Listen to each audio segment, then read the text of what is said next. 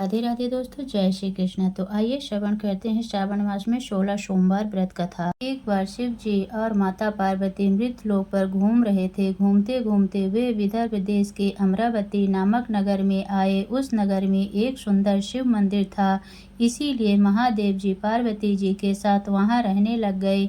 एक दिन बातों बातों में पार्वती जी ने शिव जी को चौसर खेलने के लिए कहा। शिव जी राजी हो गए और चौसर खेलने के लिए गए। उसी समय मंदिर का पुजारी दैनिक आरती के लिए आया। पार्वती ने पुजारी से पूछा, बताओ हम दोनों में से चौसर में कौन जीतेगा। वे पुजारी भगवान शिव का भक्त था और उसके मुख से तुरंत निकल पड़ा, महादेव जी जीतेंगे। चौसर का खेल खत्म होने पर पार्वती जी जीत गईं और शिव जी हार गए। पार्वती जी ने क्रोधित होकर उस पुजारी को श्राप देना चाहा, तभी शिव जी ने उन्हें रोक दिया और कहा कि ये तो भाग्य का खेल है, उसकी कोई गलती नहीं है। फिर भी माता पार्वती ने उस कोढ़ी होने का श्राप दे दिया और उसे कोढ़ हो गया। काफी समय तक वो कोढ़ से पीड़ित रहा। एक दिन एक अप्सरा उस मंदिर में शिव जी की आराधना के लिए आई और उसने उस पुजारी कोढ़ को देखा।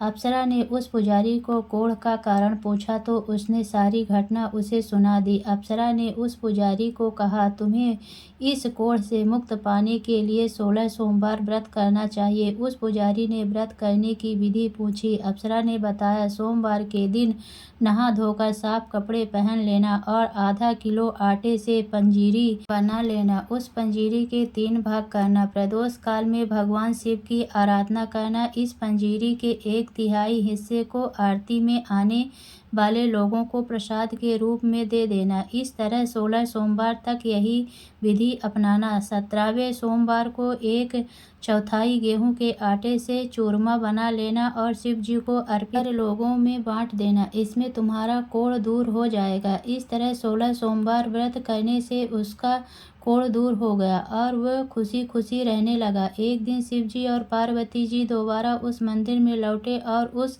पुजारी को एकदम स्वस्थ देखा। पार्वती जी ने उस पुजारी से स्वस्थ लाभ होने का राज पूछा। उस पुजारी ने कहा उसने 16 सोमवार व्रत किए जिससे उसका कोढ़ दूर हो गया। पार्वती जी इस व्रत के बारे में सुनकर बहुत प्रसन्न हुई। उन्होंने भी ये व्रत किया और इससे उनका पुत्र वापस घर लौट आया और आज्ञाकारी बन गया। कार्तिकेय ने अपनी माता से उनके मानसिक परिवर्तन का कारण पूछा जिससे वे वापस घर लौट आए। पार्वती ने उन्हें इन सब के पीछे 16 सोमवार व्रत के बारे में बताया। कार्तिकेय यह सुनकर बहुत खुश हुए। कार्तिकेय ने अपने दूर गए ब्राह्मण मित्र से मिलने के लिए उस व्रत को किया और 16 सोमवार होने पर उनका मित्र उनसे मिलने वापस लौट आया। उनके मित्र ने इस राज का कारण पूछा तो कार्तिकेय ने 16 सोमवार व्रत की महिमा बताई। यह सुनकर उस ब्राह्मण मित्र ने भी विवाह के लिए 16 सोमवार व्रत रखने के लिए विचार किया। एक दिन राजा अपनी पुत्री के विवाह की तैयारियां कर रहा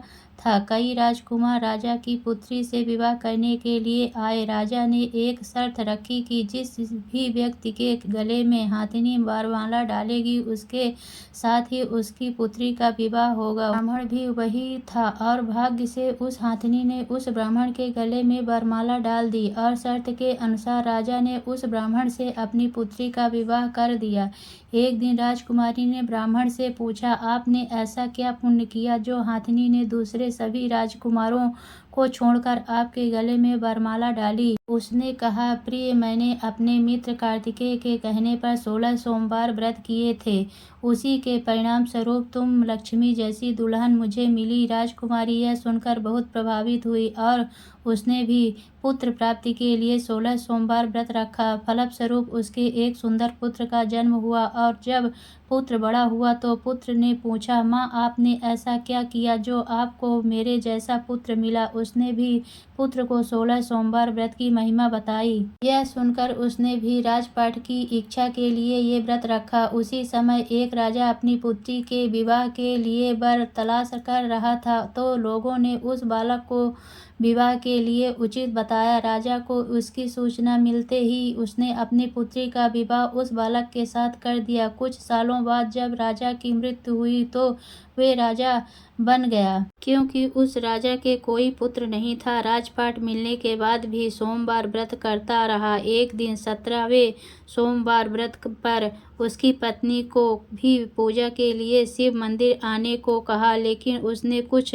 आने के बजाय दासी को भेज दिया। ब्राह्मण पुत्र के पूजा खत्म होने के बाद आकाशवाणी हुई, तुम अपनी पत्नी को अपने महल से दूर रखो, वरना तुम्हारा विनाश हो जाएगा। ब्राह्मण पुत्र ये सुनकर बहुत आश्चर्यचकित हो। महल वापस लौटने पर उसने अपने दरबारियों को भी ये बात बताई, तो दरबारियों ने कहा कि जिसकी वजह से ही उसे राजपाट मिला है, वे उसी को महल से बाहर निकालेगा। लेकिन उस ब्राह्मण पुत्र ने उसे महल से बाहर निकाल दिया। वो राजकुमारी भूखी प्यासी एक अनजान नगर में आई। वहाँ एक बुढ़िया औरत धागा बेचने बाजार जा रही थी। जैसे ही उसने राजकुमारी को देखा तो उसने उसकी मदद करते हुए उसके साथ व्यापार में मदद करने को कहा।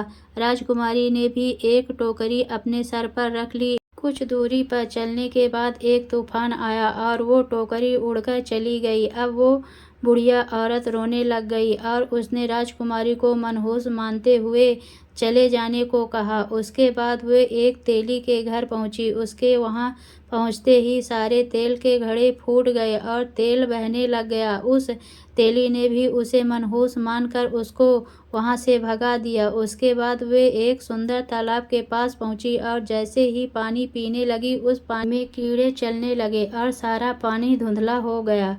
अपने दुर्भाग्य को कोसते हुए उसने गंदा पानी पी लिया और पेड़ के नीचे सो गई। जैसे ही वे पेड़ के नीचे सोई, उस पेड़ की सारी पत्तियां झड़ गई। अब वो जिस पेड़ के पास जाती उसकी पत्तियां गिर जाती। ऐसा देखकर वहां के लोग मंदिर के पुजारी के पास गए। उस पुजारी ने उस राजकुमारी का दर्द समझते हुए उसने कहा, बेटी तुम मेरे परिवार के साथ रहो, मैं तुम्हें अपनी बेटी की तरह रखूंगा, तुम्हें मेरे आश्रम में कोई तकलीफ नहीं होगी। इस तरह वह आश्रम में रहने लग गई। अब वो जो भी खाना बनाती या पानी लाती उसमें कीड़े पड़ जाते। ऐसा देखकर वो पुजारी आश्चर्यचकित होकर उससे बोला, बेटी तुम पर ये कैसा कोप है जो तुम्हारी ऐसी हालत है। उसने वही पूजा में न जाने वाली कहानी सुनाई। उस पुजारी ने शिवजी की आराधना की और उसको 16 सोमवार व्रत करने को कहा, जिससे उसे जरूर राहत मिलेगी। उसने 16 सोमवार व्रत किया और 17वें सोमवार पर ब्राह्मण पुत्र उसके बारे में सोचने लगा, वह कहाँ होगी, मुझे उसकी तलाश करनी चाहिए। इसीलिए उसने अपने आदमी भेजकर अपनी पत्नी को ढूंढने को कहा। उसके आदमी ढूंढते ढूंढते उस पुजारी के घर पहुंच गए और उन्हें वहां राजकुमारी का पता चल गया।